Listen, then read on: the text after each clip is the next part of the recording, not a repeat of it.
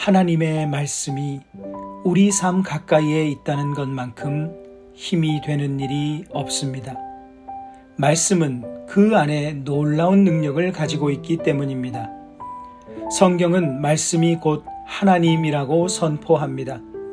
말씀이 가까이에 있다는 것은 하나님께서 늘 우리 가까이에 계시다는 증거입니다. 여기에 더하여 신앙 공동체가 가까이에 있다는 것 또한 우리에게는 너무나 큰 은혜입니다. 하나님의 백성들은 늘 공동체로서 존재해왔고 공동체를 통한 하나의 신앙을 고백하고 그 신앙 고백 안에서 서로 신앙을 유지해 왔습니다. 한 공동체가 하나의 신앙 고백을 한다는 것은 매우 강력한 힘과 같습니다. 대적들의 방해로 인해 중단되었던 성전 재건 공사가 시작됩니다. 황폐화된 성전의 터를 보며 하나님의 백성들의 마음 또한 황폐하게 될 수밖에 없는 상황이었습니다.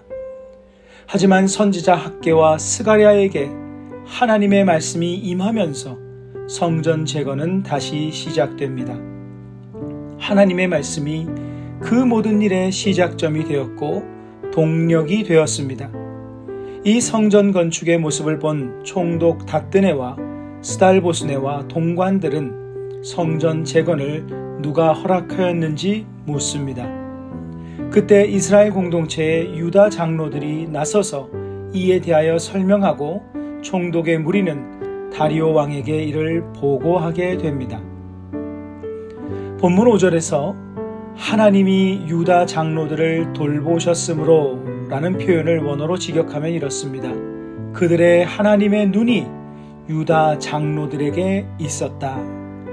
이 표현은 어린아이가 다치지 않도록 돌보는 부모의 돌봄의 의미를 담고 있습니다.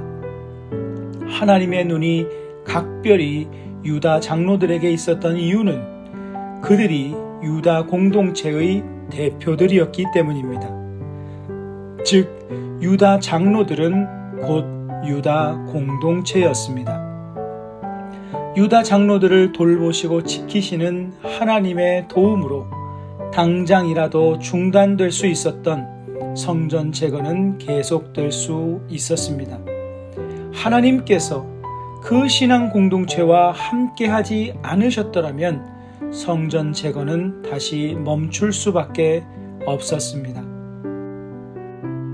재건될 예루살렘 성전은 하나님의 말씀과 공동체의 힘으로 세워져 갔습니다. 크리스천의 마음 안에 세워져가는 성전 또한 마찬가지입니다. 하나님의 말씀과 공동체의 동력으로 세워져 갑니다.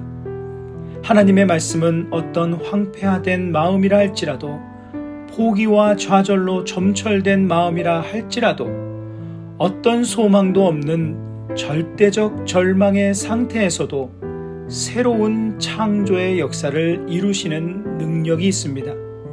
그것이 천지를 창조하신 말씀의 능력이요 죽은 자를 살리신 예수님의 말씀의 능력이었습니다. 우리 안에 말씀이 임할 때 우리의 성전이 어떤 모습이라 할지라도 강한 생명력으로 우리를 다시 일으킬 것입니다. 또한 믿음의 공동체는 말씀으로 세워져가는 내 안의 성전을 더욱 힘있게 응원해주고 지탱해주는 버팀목과 같습니다. 우리가 신앙 공동체에 속한다는 것은 그 공동체 안에 함께 하시는 하나님께 속하게 됨을 잊지 말아야 합니다. 교회 공동체는 하나님께서 직접 세우셔서 친히 동행하시고 함께 하시는 공동체이기 때문입니다. 하나님의 눈은 하나님의 말씀에 동력을 얻어 사는 그분의 백성들 위에 있습니다. 또한 말씀 위에서 하나님에 대한 한 믿음을 고백하는 신앙 공동체 위에 있습니다. 우리가 말씀을 붙들고 살며 믿음의 공동체와 함께 발맞추어 살아갈 때 우리 안에 있는 성전은 더욱 힘있게 세워져 갈 것입니다. 나아가 나를 통해 그리고 그 공동체를 통해 하나님 나라가 힘있게 이루어질 것입니다.